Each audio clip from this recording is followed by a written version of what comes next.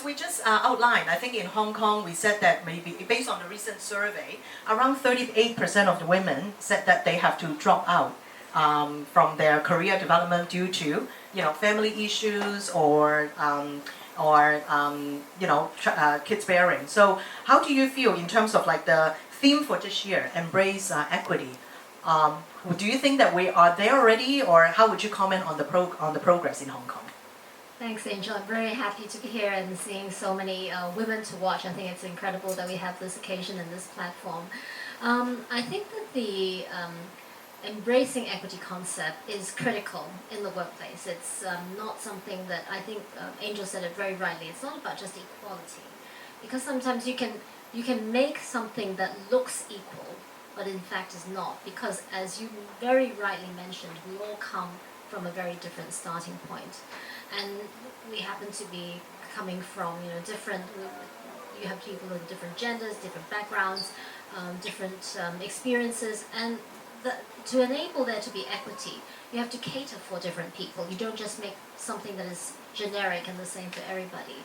And I think that embracing equity is the right words to use. I think that you need to have inclusion, you need to have fairness, and I think it's the way to get rid of systemic bias, something that's in the system. And I think only then that you can bring out the best in people who are innovative, people who come to the table with their own experiences and their things that they have the knowledge, they have a lot to contribute. Only then can you maximize and bring out the best in everybody there is in the workplace.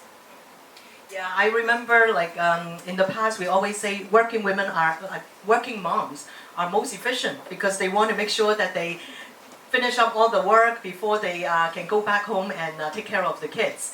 So how do you feel, or what would be your recommendations to maybe some of the people in this here today in terms of what we can do to promote more in terms of achieve higher level of equality and inclusion? I think that in the workplace, I know that a lot of people say, oh, we must have a policy. And you hear that all too often. There's something that you kind of wave about and take out of the drawer when it's convenient. But it's not just about a policy. It's about a procedure. It's about an actual behavioral template, if you like. And I think that only if you have that guidance from the top down, from people who are in leadership, that culture actually comes through in the whole organization. So apart from just promoting it, you have to actually support it, and you have to devote resources to it. You devote resources to it and you implement the actual policies that you adhere to strictly.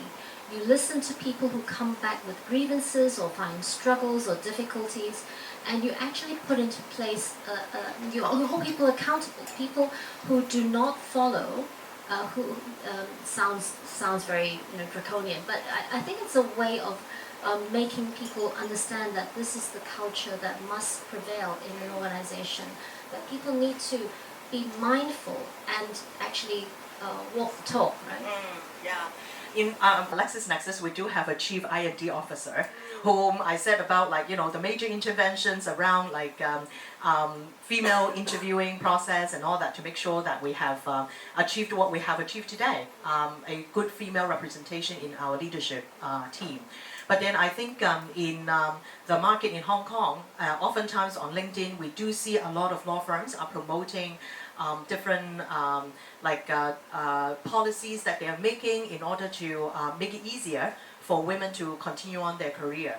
But I do like, Julianne, your comment about well, yes, from top down is important, but then I think it also comes from the individuals as well. It's on how you think you can make a difference, how you think you can help support each other. So I think it's something that comes from within that as long as you have that awareness, then you will be better able to help. So Julianne, well, of course, we know that during and also post-pandemic times, a lot of firms are accelerating their digitization process or journey to ensure that they can keep up with the market development. So maybe for the ladies here, what do you think are the unique role that women always say, I'm not a tech person. So that's why we have a lot of like women in tech, that sort of marketing, right? But how do we really nudge the person next to me, the lady next to me, and say, hey, you can do it, and say the unique role that they play in shaping the world of legal tech and AI? That's a pretty big question. Well, I think the pandemic for sure created a lot of struggles and challenges for people. On the home front, people were stuck at home, they couldn't go out, the kids were running around crying, everybody's trying to fight for Wi-Fi, that sort of thing. But in a sense, it was also a kind of equalizer on the work front, because everybody was struggling with the same problems. You had to deliver work on time, you had to be seamless without disruption, it had to be quality, all the while without being able to go into your office. So I think that in that sense it was a bit of an equalizer. But to go back to your point about tech being in the office, I think that, yes, for sure. I think that tech helps us in the office, in a law firm setting, right? You have things like document automation, cyber security, you have data privacy, you have technical competence and research. All that is very, very important. And I think that in that sense, in the use of tech and embracing technology, I think it's genderless. Right? It should be genderless. We can embrace technology in the same way that men can. So I don't think that it's even a gender issue at all. It's our attitude and how we are willing to understand that this is how the way that the world is going to work these days. So I think that we need to be mindful of that. We don't need to make it a women's issue. Don't think of it as a women's issue. On the other hand, I think that if you are in a leadership position, the presence of technology, the availability of technology means that you can actually focus on training younger lawyers in a slightly different way. You can train them, perhaps you can spend more time in training them on people skills, client skills, training them with, teaching them things about how to listen with empathy, how to read client expressions or the way they express themselves, and understanding a bit more about people, the kind of soft skills that technology can't reach. So I think we can embrace technology in that way. The other thing that you mentioned about women in tech, that's another story. I think that women who go in, or an entrepreneur who goes into legal tech or any kind of tech, I think that they face a lot of issues simply because I've read a lot of studies that say that women entrepreneurs in that sense are not able to raise as much money from investors. Now that's something that is an inbuilt, I think, a kind of stereotyping and a bit of bias that shouldn't be there. And also another thing about AI, everybody says AI takes the bias out of everything because it's fair, it's blind in that sense. But because AI actually learns behavior as well, there are studies which show that AI actually has an inbuilt bias because it learns from past experiences where more funds, if you're looking at fundraising, for example, guys who ran funds and technology startups were raising more funds than women who were running it. So it's something that is a work in progress, I think. Yeah, definitely. I think going back to your point about equalizer, I think how women, of course, need to make sure that we are not, fearful of like the tech term, and then think that we can also thrive in the new digital world. And in fact, I think one thing that Ellen is doing, or we can do, to help you gain a competitive edge is that we will be, some airtime here is, we will be hosting a session on AI and on ChatGPT sometime around end March or early April. So that by attending that would ensure that all of you will gain a competitive edge over your counterpart in terms of knowing how AI is to be applied in legal tech. So we will also have our CTO, who is a female, to be speaking to the team. Julianne, you're a successful lawyer in the market, and I think in the previously you may have like overcome a lot of hurdles that you see. So what would be your advice for the women in this room who are looking to succeed in the workplace? I think first of all, women are there are a lot of features and there's a lot of in the DNA of women that makes us really cool. I think that we're multitaskers. I mean, if you look back at what you do at home, you know you're a multitasker. I'm sure that guys could not do with the same thing with 2 hands and 2 legs. I'm sure you could. Okay, so you could actually see that. Sometimes when I look back at myself, and I'm sure a lot of women when they look back in their lives, you can say, how did I ever manage to do that? And you do, and you do. So don't underestimate yourself. The other thing that I found that is some kind of comments that are made of women is we're emotional. But I think that's not negative, right? You can turn that emotional being into something that enhances your relationships with your peers. You might be you have a bit more empathy, so you enhance your relationship with your peers, with your superiors, with your juniors. All that is something that is to your advantage, right? And also, I would say probably the third point I can think of is don't be afraid to take risks. And take risks early, because if you fall down, you can still get up, and your knees haven't given way by then.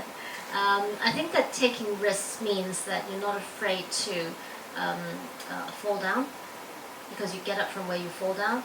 So, go take on that big assignment, or relocate somewhere where if you're offered it, or even fight for a relocation if you want to experience working in a different environment. So don't be afraid to do that. Now, all these points that I've mentioned, you might think are cliche. Yeah, I heard that before. But this point I want to make sure that I hope that you'll take away with you, and that is set your own table. Set your own table. Not meaning a physical table, but find the value that you can offer and maximize it. Give it all you've got and excel at it so that you set the story.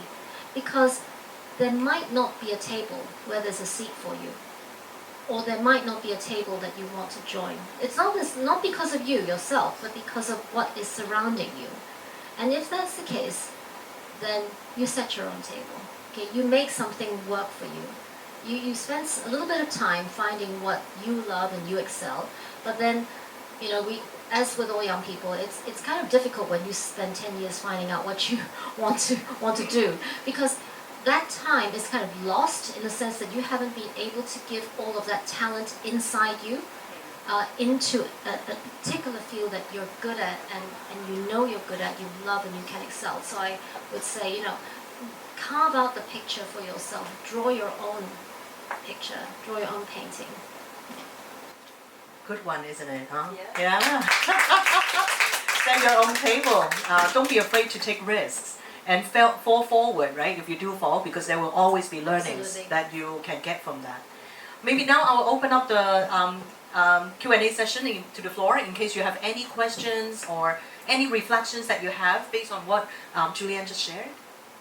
Hi, Julianne. I'm Tim from LexisNexis. Maybe while people are warming up, just let's ask the first question, let people brainstorm and see what question you'd like to ask for Julianne. Just as a male, sort of a niche in this room, just like to know, what do you think as men that we should do to support women to watch, partners or even female communities? And so sometimes when I look at women in law, it seems that men don't have a role to play. It's just all about women. So I'd just like to know your view in terms of what should we do as a man to support the women. Thank you. I was about to be very flippant and say maybe you need to have a men-in-law awards, but that would be a little bit flippant, I think.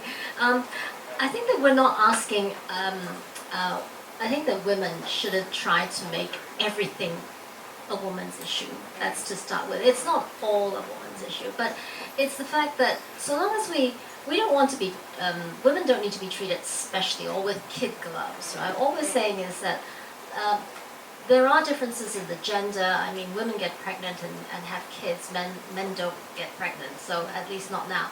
And so there are not yet. And so there are inbuilt differences in us, and therefore all we're saying in the key word is equity. I think that if men in the workplace are supportive of policies, and especially men in leadership roles, I think that's important, because when you have guys who look at everything from their own angle and don't see it from a woman's angle, they're not actually embracing the differences and the diversity that's in the workplace. So wherever you are, if you think about who's a leader in your workplace, I think if there's a guy there that he's actually got a role to play, he's got to take the lead and show that there is diversity, and then there is embracing of not only a concept, but the action and the behavior in the workplace. I think that anyone, any male in a leadership position has a very important and not a role, but a responsibility. Yeah, such as maybe in a quiet room like this one, a man will speak up and then supporting the female mentee that he has, right? Thanks, Tim, for the question. I see that there's another question here. Thank you. Yeah, thanks, Julianne. How would you compare the working environment between like Hong Kong and China mainland, and even a more international working environment, and how should we act differently in that kind of environment? I think that it's very difficult to generalize one country or territory and say there's a behavioral difference. I think that there are social differences for sure, and from what I can see on how people work in China, how women work in China, some of my colleagues, I have quite a few colleagues in mainland China, they are basically, they're just as good if not better than the guys, and they do their 24/7 if necessary, but at the same time they multitask, and they don't necessarily neglect their homes, and they deal with the same issues in a very matter-of-fact way. This is what is in front of me, so I will deal with it. They don't make everything into an issue, and they're certainly don't feel victimized in any sense. And if they're able to work like that, then I think that we're already very lucky. In Hong Kong, I think that sometimes, I think we're also very lucky. I think that there are, I would say in most places, there are no ceilings, glass ceilings if you like, but I think it's very hard to say that there are no, if you say in Hong Kong are there glass ceilings, I'm sure you would say to yourself, well yes, I'm sure there are, there's somewhere out there are, and that's because individual workplaces have different behavioral mindsets.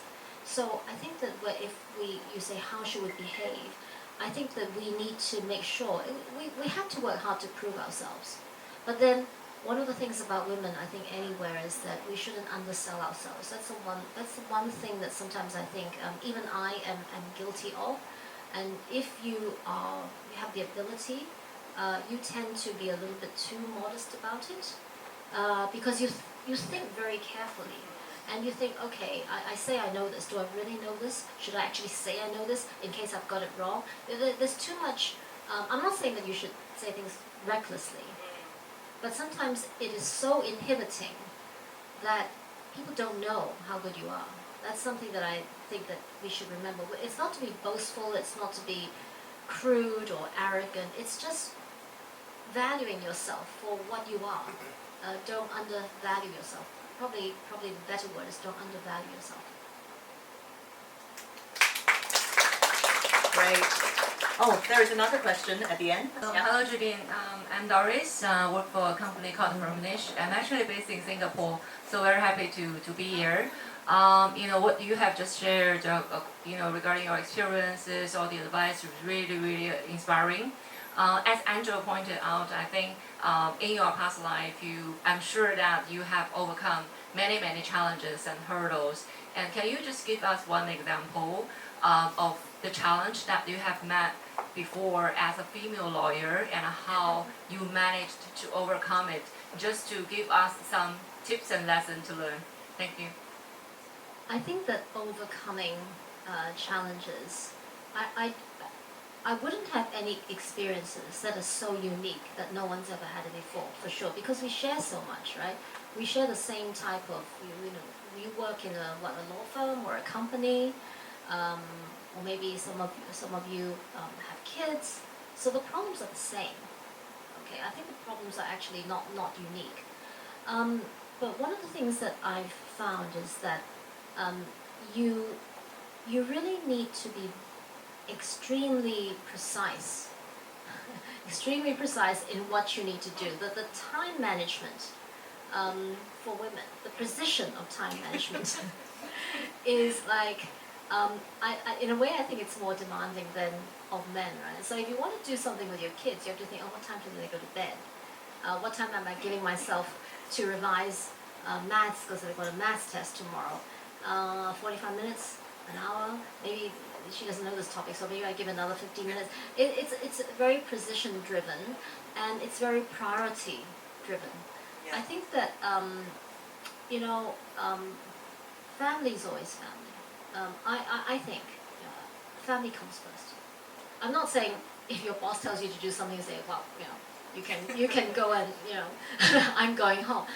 I think you need to find a way that that helps you in a particular circumstances to say, okay, you want me to do this, you want me to get it done tonight, but what time tonight? Because I need to go home and do this math test with my kids.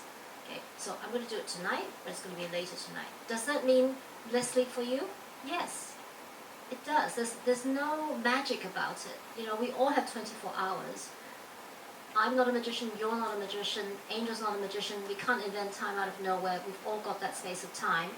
And the skills that you have to develop are people skills as well. You have to manage expectations from everybody, your clients, your boss, your peers, at home. It's about how you manage expectations of other people.